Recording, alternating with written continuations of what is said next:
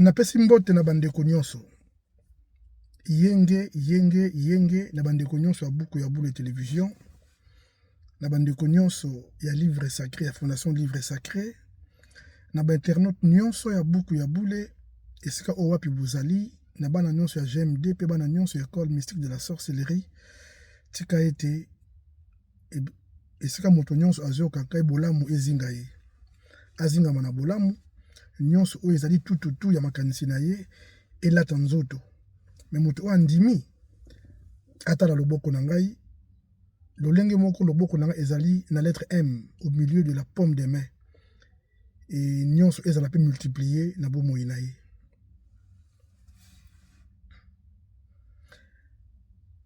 Alors nazui alors beaucoup de messages et puis voilà beaucoup de gens bengi par rapport à ma vidéo circulante, il n'y a pas peu consort. Mais moi je voulais et puis faire une prise de conscience aux Africains.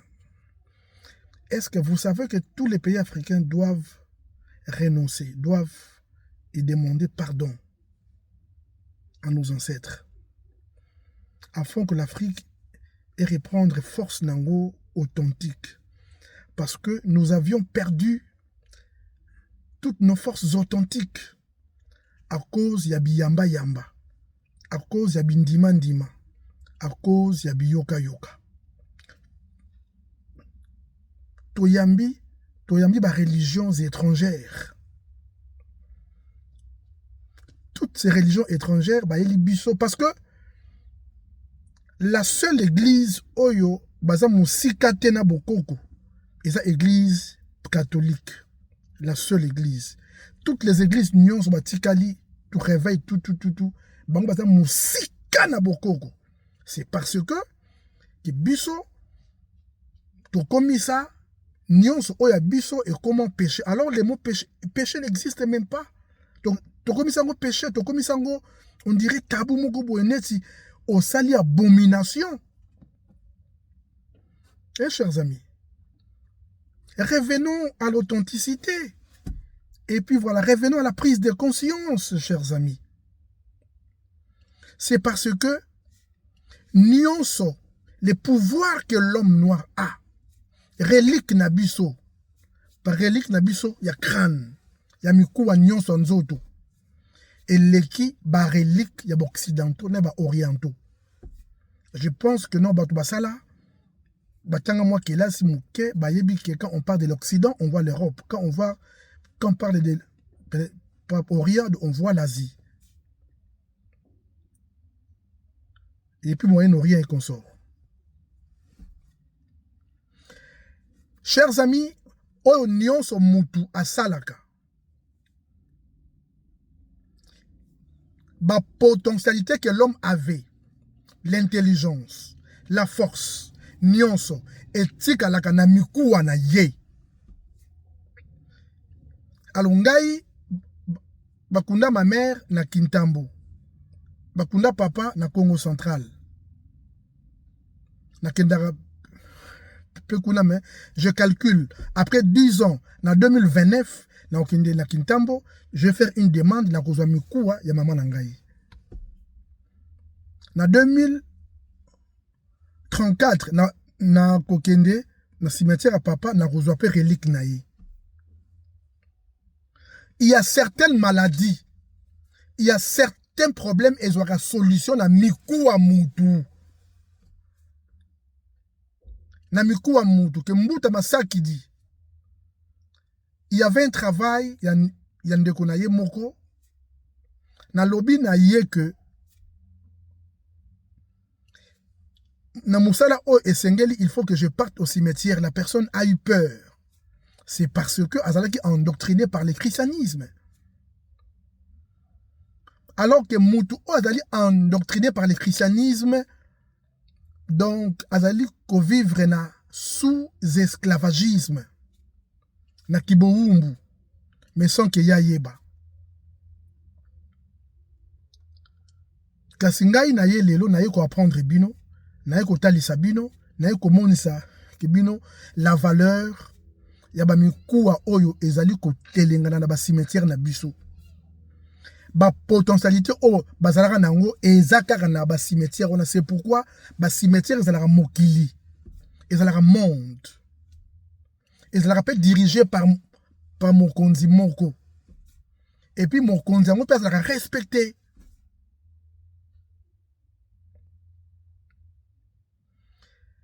Mais alors si alors que ba chrétien batangi na Bible bamoni ke bakulu na bakei ko agresser batu bake ko kunde bembe bakutani na bakulu na ebembe ekwei mais ekwela ki mikuwa ya Élysée, est-ce que pena ba chrétien bazala rappeler na moi mayele na cimetière wana pas papa qu'est-ce qui prouve que ba mikuwa wana eyebana ki ke oyo mikuwa Élysée? C'est parce que les gens ont protégé. Et bembe ekweli mikuwa ya Élysée et bembango et sekui. Mais vous ne comprenez pas que le pouvoir persistait encore dans les ossements. Le pouvoir persistait encore dans les ossements. Na mikuwa le pouvoir est si la kate. Et si la kate. Na ba wenze na biso mikuwa ba tweteka maka. Mais oyebite ezalaki mikuwa ya nani? Na Nigeria, na Jankara, ba mikuwa batu eteka maka. Mais awa sikoyo ngai na elibino mayele, c'est pour vous dire que mboka na biso, on va commencer par un pardon général. Parce que namoni président azo kende moi bien, azo la moi conduit par les ancêtres malembe. Mais oya koyaka, c'est par là où toutes les églises seront bannies. On ne parlera plus de la religion, donc au fur et à mesure. Les gens ne partiront plus jamais à l'église, et puis jamais à la mosquée. On n'aura plus de musulmans côté en Afrique, parce que batebele bakansarande que homosexualité et kaka na domaine il y a pasteur na ba pays arabophone bango kutu ba leki na homosexualisme. Est-ce que Batoubaï Biango? Non. C'est parce que les musulmans vivent dans l'hypocrisie. Il y a Rob, il y a Nzambala, il y a hypocrisie. Chers amis, que personne ne vous trompe. Prenons conscience. Je suis venu kolobela sur relique. Mikuwa ya bande kona biso ezali ba solution na ba problème na biso. Ba mikuwa ba héros. Yango ba mindele ba iba, c'est pourquoi vous aviez vu pape argentin wana. Asimbi relique. Ali ko ça la pape pratique, il y a rituel en plein jour.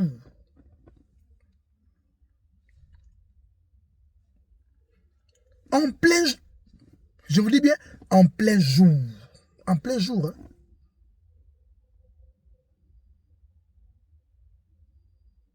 En plein jour. Mais, Batou, Babengi yango kibosantu. C'est vrai, ils allaient pas kibosantu. Mais, Nabuzo Banabiso, Toben yango soloka. On l'appellera soloka. Or, pas pratique, oh, pape à Salaki, na crâne, en plein jour. Et ça qui pas comme pratique, il y a renouvellement des rituels authentiques.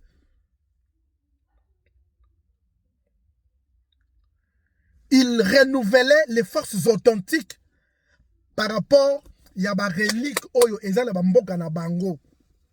Il y a un temps où le pouvoir est si là au fur et à mesure.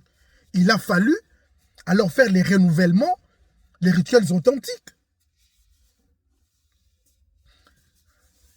Et ça, le succès. Oyo elegaka par rituel amikuwate.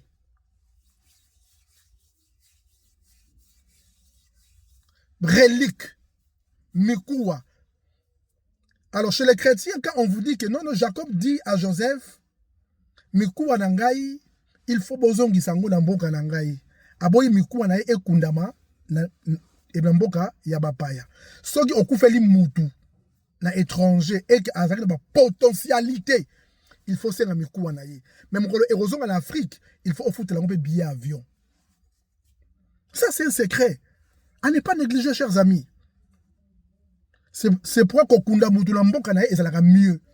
Mais le pouvoir, pendant que l'homme vit, et va nanou na manzaka. Na manzaka. Ce qui a koufi, n'est commis na mikuwa.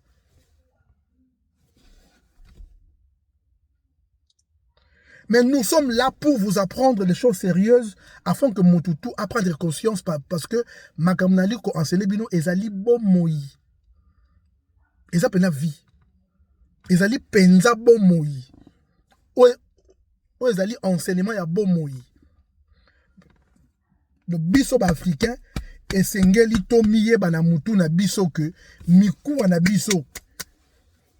Eza na pouvoir plus élevé que ba mikuwa ya ba mindele ya ba occidentaux ba mindele ba yebi yango ba sala mesurage ba mindele ba ya na Afrique une seule fois te ba ya ba moni pouvoir na biso ba zongi ba lingi boule tokende la bango na procédure boye. C'est pourquoi papa roi Léopold II a commencé l'être batouana baza déjà na boyebi auto pousse na même pas qui est distraire bango to ke sala bango ba frontière ba limite ke mutu ya mboka oyo aya na mboka oyo te bakoma ko fingana bakoma ko yinana bakoti yango tina monarchie na pouvoir na biso les pouvoirs monarchiques na pouvoir na biso to koti ici mutu akoti na pouvoir alingi so ko longwa te ngai na ko longwa su te.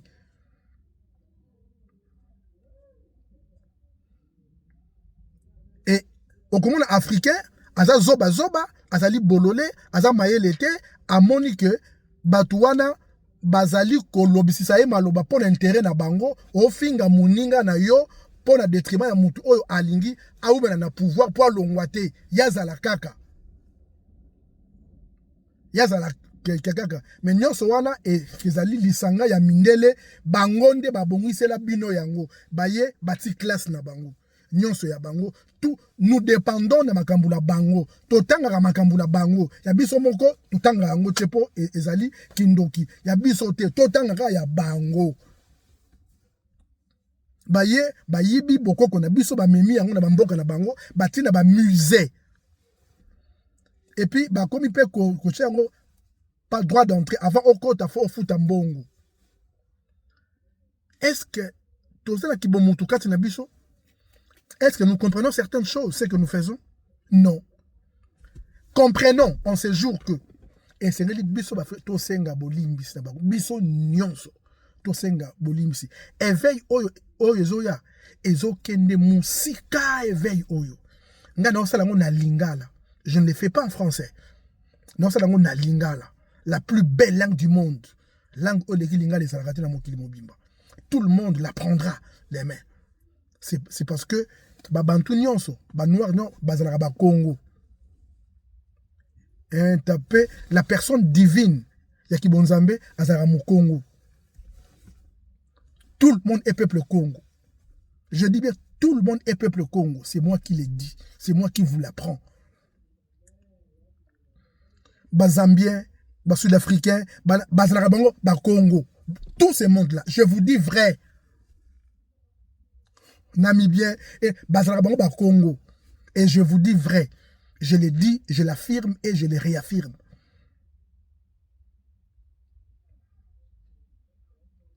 Mikuwa, il y a des maladies. Il y a certaines problématiques. Oyo ebika kana mikuwa. Oyo pour ebika il faut kaka na cimetière. Maintenant, le pape a sali papa rituel il y a crâne. Et si ka bakunda Jésus na bino na Bible on l'appelle quoi? On l'appelle les lieux des crânes. Golgotha, les lieux des crânes. Or quand on parle du lieu des crânes, on voit les cimetières. Donc et si ka bazalaki wana là où les rituels se faisaient, ils allaient cimetière. Et puis les morts étaient là présents. Les revenants étaient là présents. Bah sista qui peut la cérémonie wana. Ils étaient là. aveugle que vous êtes, mais vous là, donc vous n'observez que le rituel qui s'est fait. Alors que yango kaka tende salamaki. Je vous dirai encore davantage, pendant que l'homme vit, le pouvoir de l'homme réside dans ses ongles. C'est pourquoi les sorciers utiliseront aussi les ongles. Ce qui mutu bando ki bayibiye ezali na batu babomaye déjà na butu akokufa après des années bayiba déjà ombre na ye, mais une personne dont l'ombrage a été dérobé à comprendre que manzaka na ye ekobana kopola ebana kobeba. Ça c'est la première des choses. C'est pourquoi manzaka batiaka yango vernité. Et c'est la sacré parce que c'est la maison de l'âme.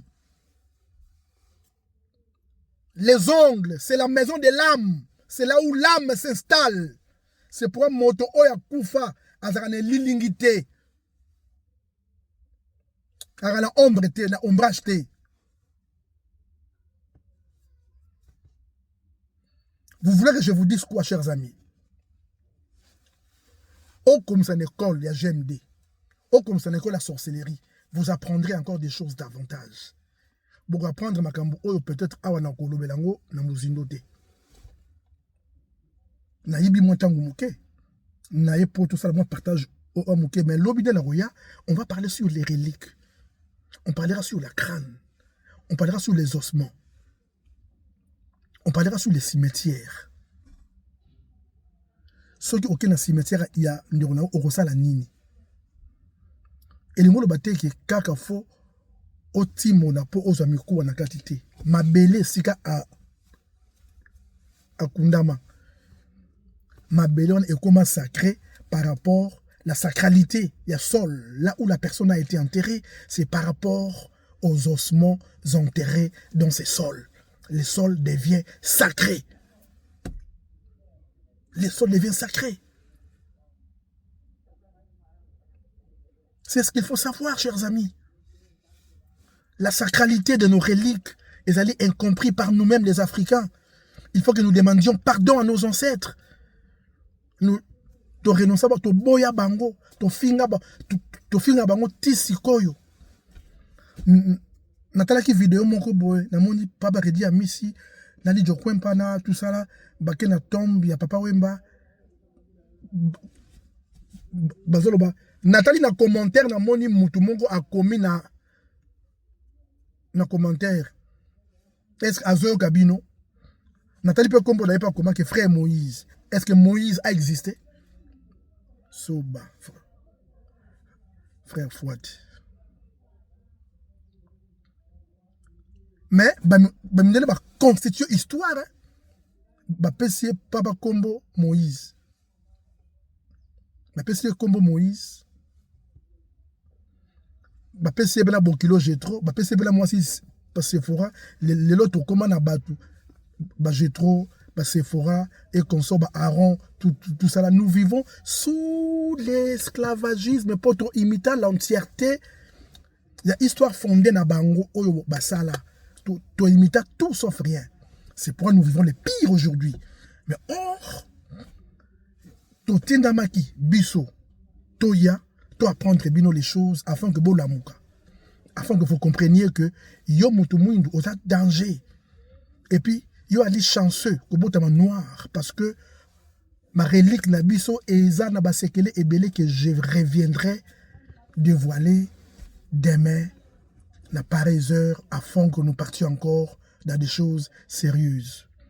Bako kubabate la bino, tokutana, lobby, nangonga. Oyo, bon, je vous fais appel que Montognon a commis ça, l'école la sorcellerie, au commissariat GMD, nous sommes là pour vous, nous vous apprenons des choses sérieuses. Mais encore plus loin, veuillez vous abonner, beau s'abonner.